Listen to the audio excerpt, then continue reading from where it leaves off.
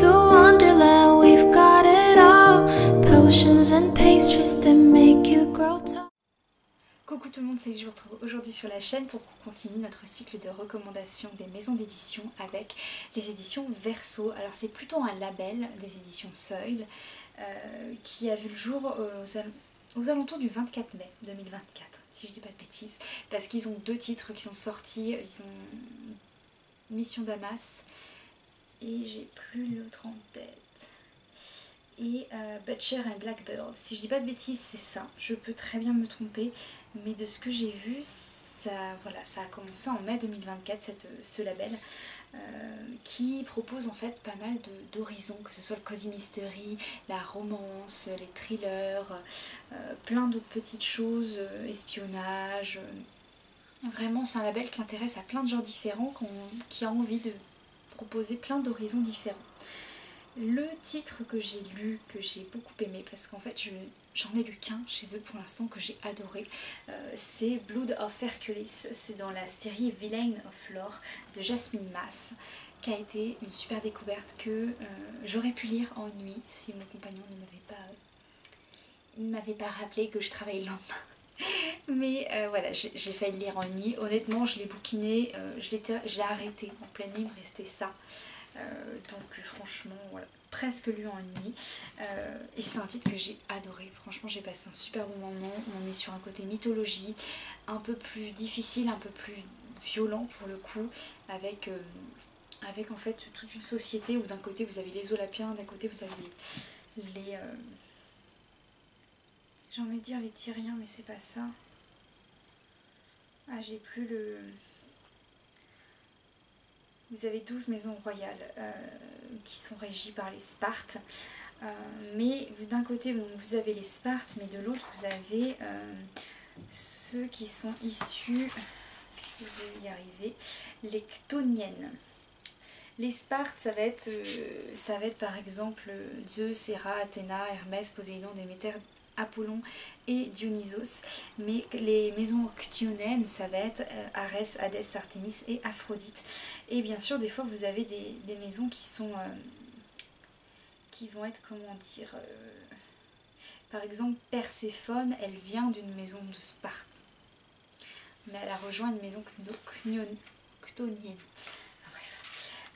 Ces deux maisons, bien sûr, ils ont différents idéaux concernant l'humanité, ils n'ont pas fait les bons choix à certains moments et ils se sont régulièrement affrontés. Mais il n'y a pas que ça, il y a aussi un problème avec les titans, il y a aussi d'autres soucis.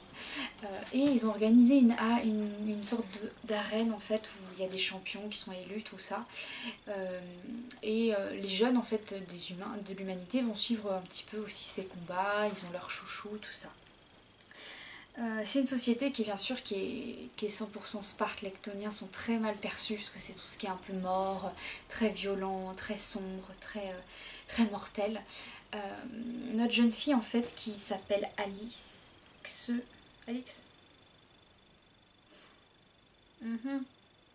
Alexis, c'est Alexis normalement. On va suivre en fait Alexis Hert, qui est une jeune fille qui a eu un début de vie catastrophique, extrêmement violent, dans une famille pauvre, qui voulait l'exploiter. Ça a été catastrophique pour elle. Heureusement, elle a pu trouver quand même du soutien, une force en elle pour avancer. On la suit au début, voilà, de sa vie, puis quelques années plus tard, quand elle arrive en fait au lycée, qu'elle a fait un bon bout de chemin. Elle n'est pas toute seule, heureusement, mais voilà, ils ont chacun dans cette, entre guillemets, cette famille, le petit groupe qui se sont constitués, ils ont chacun leurs préoccupations, leurs difficultés, donc ils les affrontent au fur et à mesure.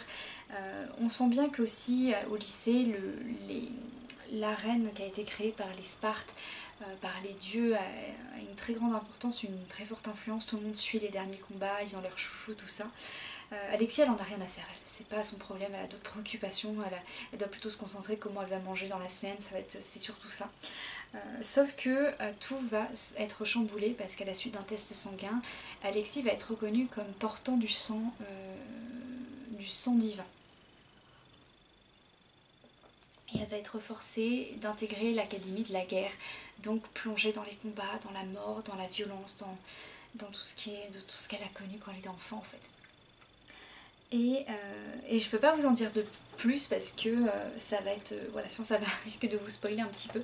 Mais ça a été un super début de série, vous avez la suite qui est annoncée pour septembre ou octobre et qui a l'air très chouette, voilà, et qui me tente énormément. C'est bien écrit, il y a un petit peu de romance, ouais, il y a quand même un peu de romance, mais avec notre personnage principal, c'est pas, on se concentre quand même beaucoup sur elle pour le coup, donc j'ai bien aimé. Concernant après le label Verso, moi j'en ai 2 dans ma pile à lire, dont un qui va bientôt le rejoindre parce que j'hésite vraiment à le mettre pour le coup. Les 2 que j'ai, c'est How to End a Love Story de Yulin Kwang. Voilà. C'est typiquement, vous savez, comment dire, le schéma enemies to lovers où ils décident en fait de s'allier pour former une alliance, former un faux couple et au final ça devient un vrai couple. Ça a l'air d'être une chouette romance en tout cas entre 2 protagonistes qui au début ne peuvent pas du tout se voir et qui finissent par bien sûr tomber amoureux. L'autre titre, je vous en parlerai, ou alors je vous en ai déjà parlé, je sais pas encore au niveau de mon planning comment j'organise les vidéos, mais de l'auteur T. Kingfisher, parce que Nathal Bone, ou Comment tuer un prince, je l'ai dans ma pile à lire depuis un petit moment et je l'avais commencé, il était sorti le 8 novembre 2024, je l'avais commencé mais j'ai jamais fini ma lecture. Je pense le mettre dans le Pumpkin Autumn Challenge de cette année, d'ailleurs comme l'année dernière, parce qu'il faut vraiment que je le lise et comme je vais découvrir un de ces titres en jeunesse pour la rentrée littéraire, je me dis ça va être le petit lien très sympa. Mais lui aussi m'intriguait, le côté réécriture de contes, ce genre de choses, ça avait l'air très chouette. Donc voilà, il est dans ma pile à lire depuis un petit moment. Au niveau de la wishlist, j'en ai pas beaucoup, j'en ai 4, dont un que je pense que je vais mettre plutôt dans ma pile à lire dans pas longtemps. Il s'agit de Heartstring First Time Caller, celui-ci qui me fait beaucoup penser à Nuit Blanche à Seattle. On est un petit peu sur la même intention, je vous en parlais dans les nouveautés de juillet. Justement, il est dans mes nouveautés de juillet. Voilà, c'est un titre qui a l'air vraiment chouette et je pense que je le lirai un jour, même si c'est pas forcément dans ma veine un peu de lecture. Voilà, celui-ci m'intrigue. Je pense que je vais lui laisser une chance. Ensuite, vous avez aussi Butcher and Blackbird qui m'intéresse. Ça a l'air d'être une série dark romance autour plutôt de tueurs en série. Alors la dark romance, je vais pas en parler aujourd'hui, mais j'ai prévu à la rentrée de faire une petite vidéo, une petite parenthèse sur mon avis, sur aussi les peu de livres que j'ai pu, le peu de livres que j'ai pu tester et mon avis sur ces livres en question. Donc restez à l'affût en septembre pour cet avis. Mais Butcher et Blackbird, on verra si il fera partie de cette vidéo ou non. Ensuite vous avez Les Mystères de Tante Dimity, le tome 1, qui a l'air de s'inscrire dans le Cozy Mystery, et j'en cherche un petit peu, mais je veux pas du MC Beaton, je veux pas du truc anglais, tout ça. J'ai envie d'un petit truc un peu plus, qui est vraiment cette veine cosy pour le coup, et celui-ci me tombe bien, mais je sais pas quand est-ce que je pourrais le lire. Et vous avez évidemment Villain of Lore, le tome 2 qui est annoncé pour la fin d'année et qui rejoindra évidemment ma pile à lire. Donc c'est tout pour cette vidéo. Encore une fois, je vous lance le défi de me donner 5 titres, oui, parce que moi j'en ai peut-être pas, mais vous pouvez en trouver 5. Soit que vous avez lu bien sûr, soit que vous aimez, soit qui vous tentent, donc n'hésitez pas à me le mettre en commentaire.